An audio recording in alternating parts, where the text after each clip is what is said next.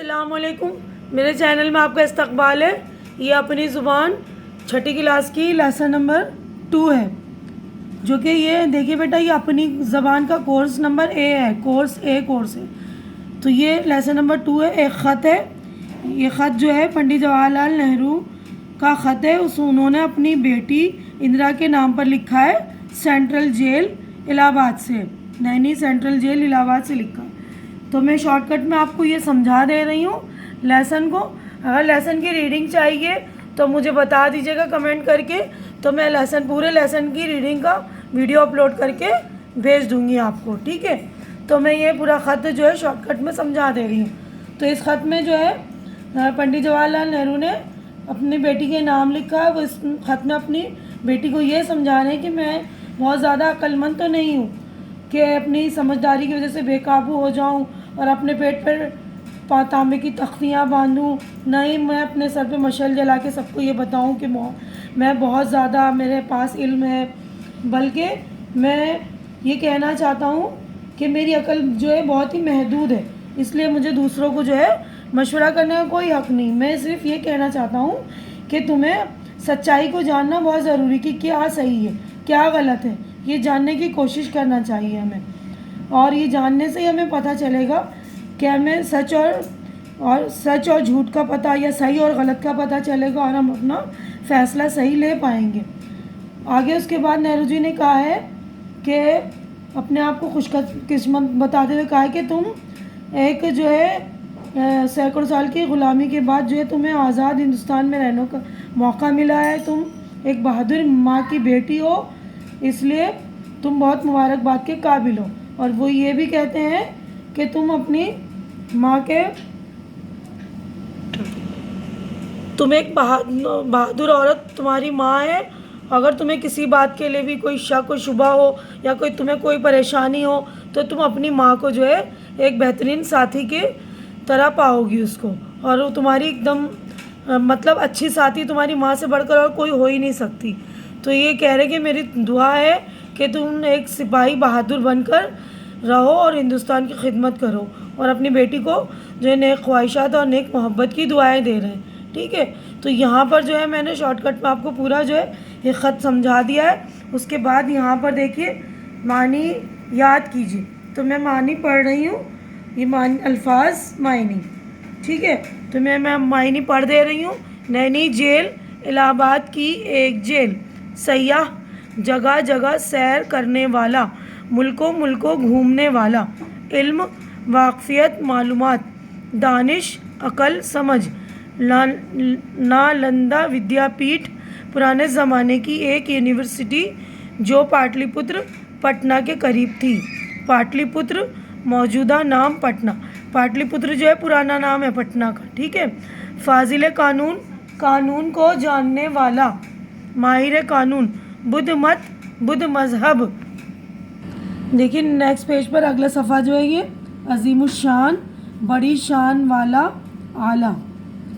سفر نامہ وہ تحریر جس میں سفر کے حالات بیان کیے گئے ہوں، شبہ، شک، اندیشہ، خطرہ، ڈر، جہالت، نہ جاننا، علم کا نہ ہونا، نا واقفیت، ترس، رحم، مشعل وہ ڈنڈا جس کے ایک سرے پر کپڑا لپیٹ کر جلایا جاتا ہے اور اس سے روشنی کی جاتی ہے، چراغ، مطلب مشعل کا مطلب چراغ، علم و حکمت، عقل مندی، دانش مندی، گنجائش، سمائی جگہ، محدود، حد کے اندر، تنگ، بحث و مباحثہ، بحث و تکرار یعنی بحث کرنا، جد و جہد، سخت کوشش۔ اس کے بعد دیکھیے سوچیے اور بتائیے۔ تو یہاں پر آپ کے سوال جواب شروع ہوتے ہیں، سوالات ہیں یہاں پر سارے دیے میں، تو میں نے اس کے جوابات بھی تیار کر لیے۔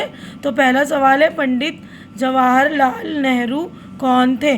تو اس کا جواب یہ رہا، پنڈت جواہر لال نہرو کون تھے؟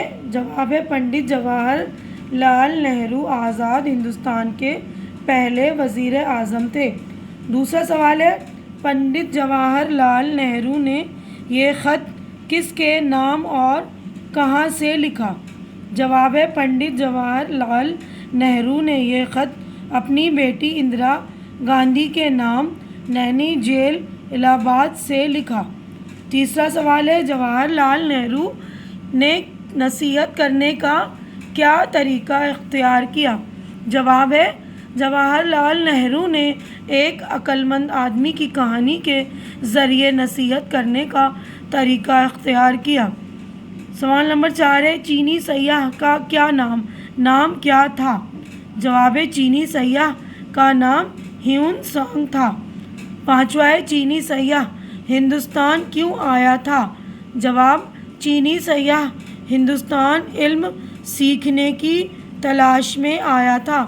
6واں سوال ہے چینی سیاح کو علم حاصل کرنے کے لیے کن حالات سے گزرنا پڑا؟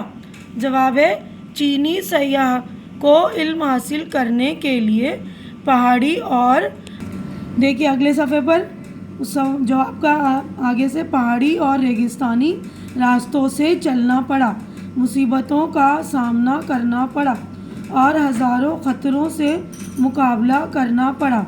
7واں سوال ہے ہندوستان میں چینی سیاح کا زیادہ وقت کہاں گزرا؟ جواب ہے ہندوستان میں چینی سیاح کا زیادہ تر وقت نالندہ ودیا پیٹھ میں گزرا جو پاٹلی پتر کے قریب واقع تھی جسے اب پٹنہ کہتے ہیں۔ سوال نمبر 8 ہے ہیون سانگ نے اپنے سفر نامے میں ایک شخص کو عجیب و غریب کیوں کہا ہے؟ جواب ہے ہیون سانگ نے اپنے سفر نامے میں ایک شخص کو عجیب و غریب اس لیے کہا کیونکہ وہ شخص اپنے پیٹ کے چاروں طرف تانبے کی تختیاں باندھ کر سر پر ایک جلتی ہوئی مشعل رکھ کر اور ہاتھ میں ڈنڈا لیے ہوئے اکڑ اکڑ کر بڑی شان سے ادھر ادھر گھومتا پھرتا تھا۔ اب 9واں سوال ہے اس واقعے کا ذکر کر کے پنڈت نہرو اپنی بیٹی کو کیا سبق دینا چاہتے تھے؟ جواب ہے پنڈت نہرو اس واقعے کے ذریعے اپنی بیٹی کو یہ سبق دینا چاہتے تھے کہ ہر انسان کو یہ جاننے کی کوشش کرنی چاہیے کہ کیا صحیح ہے اور کیا غلط ہے، کیا کرنا چاہیے اور کیا نہیں کرنا چاہیے اور صحیح فیصلہ لینا چاہیے۔ اب یہ سوال جو اب یہاں پر مکمل ہوا۔ اب یہاں پر دیکھیے اگلے صفحے پر یہاں دیکھیے 9واں سوال یہ پورا یہاں پر ہو گیا ہے۔ اب یہ خالی جگہوں کو صحیح لفظ سے بھریے۔ اب یہ پہلا ہے نیک خواہشات کا تعلق تو دل سے ہے، میں نے خالی جگہیں بھر دیے تو آپ لوگ دیکھ لیں گے۔ نمبر 2 ہے چین کا ایک سیاح علم و دانش کی تلاش میں ہندوستان آیا۔ تیسرا ہے ہیون سانگ پڑھ لکھ کر بہت قابل ہو گیا۔ چوتھا ہے اس کو فاضل قانون کا خطاب دیا گیا۔ 5واں ہے اس کے بعد اس نے اپنا سفر نامہ لکھا۔ 6واں ہے یہ شخص اپنے پیٹ کے چاروں طرف تانبے کی تختیاں باندھے رہتا تھا، تو یہاں پر ہے تانبے کی تختیاں۔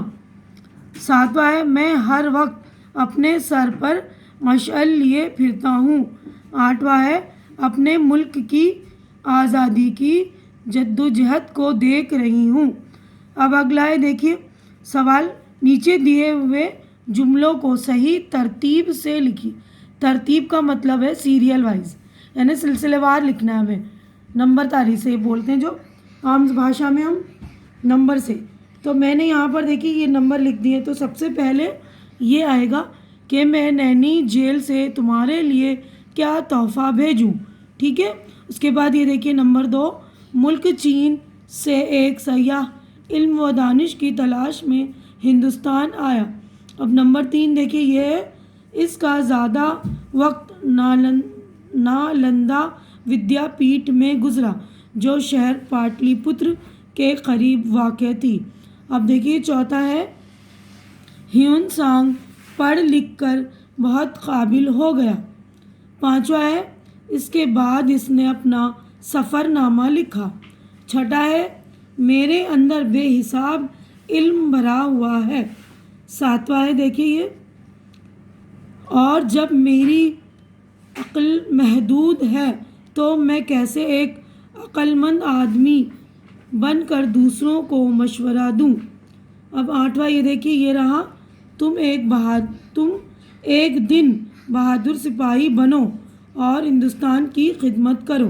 ٹھیک ہے، تو یہاں پر میں نے ترتیب سے نمبرز لکھ دیے ہیں 1 2 3 4 اس طرح، تو یہاں پر آپ یہ نمبرز دیکھ لیں گے اور ترتیب سے کر لیں گے۔ ٹھیک ہے، اب اگلے صفحے پر ہم آئیں گے۔ دیکھ لیے اگلے صفحے پر جو ہے، اگلے پیج پر دیکھیے نیچے لکھے ہوئے لفظوں کو اپنے جملوں میں استعمال کیجیے۔ تو یہاں پر الفاظ دیے ہوئے سیاح، عظیم الشان، علم و حکمت، بحث و مباحثہ، مشعل۔ تو یہاں پر میں نے اس کے جملے بھی تیار کر لیے ہیں۔ یہ دیکھیے، سیاح، ہمارے ملک میں دور دراز سے سیاح آتے ہیں۔ دوسرا ہے عظیم الشان، اکبر ایک عظیم الشان بادشاہ تھے۔ تیسرا ہے علم و حکمت، ہر انسان کو علم و حکمت سے کام لینا چاہیے۔